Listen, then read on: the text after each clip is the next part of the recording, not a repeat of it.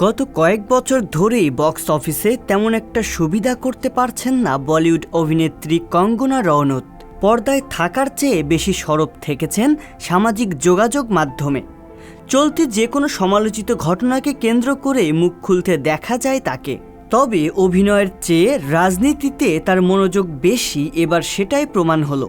দীর্ঘদিন ধরেই ভারতীয় জনতা পার্টি বিজেপির প্রশংসামূলক বিভিন্ন কথা ও তাদের পক্ষে বিভিন্ন তথ্য প্রচার দেখেই সাধারণত এটা প্রকাশ হয়েছিল যে কঙ্গনা হয়তো রাজনীতিতে সম্পূর্ণভাবেই সক্রিয় হবেন। এবার সেই সম্ভাবনাকে সম্ভব করে দেখিয়েছেন তিনি। মোদিভক্ত হিসেবে পরিচিত কঙ্গনাকে এবার পুরস্কার দিল ভারতীয় জনতা পার্টি। ভারতের আসন্ন লোকসভা নির্বাচনে বিজেপির পঞ্চম প্রার্থী তালিকায় বড় চমকে উঠে এসেছে কঙ্গনা রনৌতের নাম। রবিবার 24 মার্চ রাতে ভারতীয় জনতা পার্টি তাদের পঞ্চম প্রার্থী তালিকা প্রকাশ্যে আনেন, আর এতেই তিনি বিজেপির পদ্মফুলের হয়ে নির্বাচনে লড়াইয়ের সুযোগ পেয়েছেন হিমাচলের মান্ডি থেকে। গত 23 মার্চ শনিবার জন্মদিন পেরিয়ে যাওয়ার পরের দিনই এমন সুখবর পান কঙ্গনা।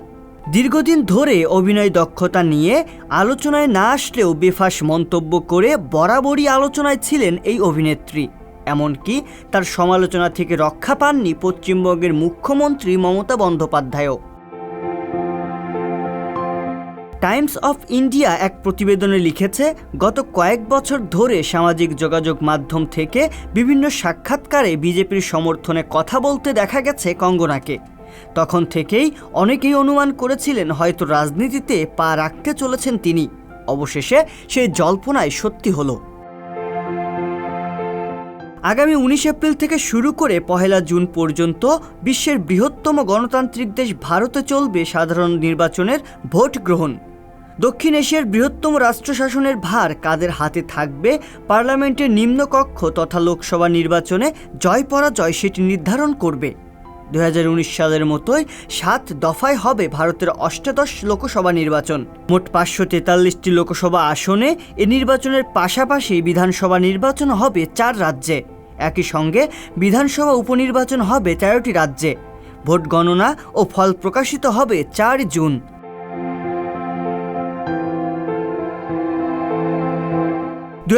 সালের লোকসভায় 303 আসনে নিরঙ্কুশ জয় পেয়েছিল বিজেপি। এতে বিজেপির নেতৃত্বাধীন জোটের মোট আসন দাঁড়ায় 353টিতে।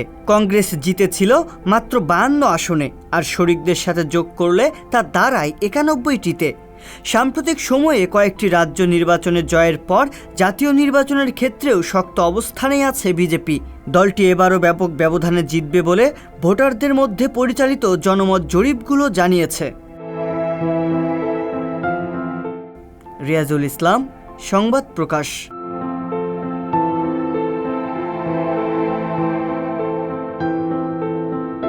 সংবাদ, ফিচার ও অনুষ্ঠানের জন্য ভিজিট করুন সংবাদ প্রকাশের ওয়েবসাইট এবং যুক্ত থাকুন ফেসবুক পেজ ও ইউটিউব চ্যানেলের সঙ্গে।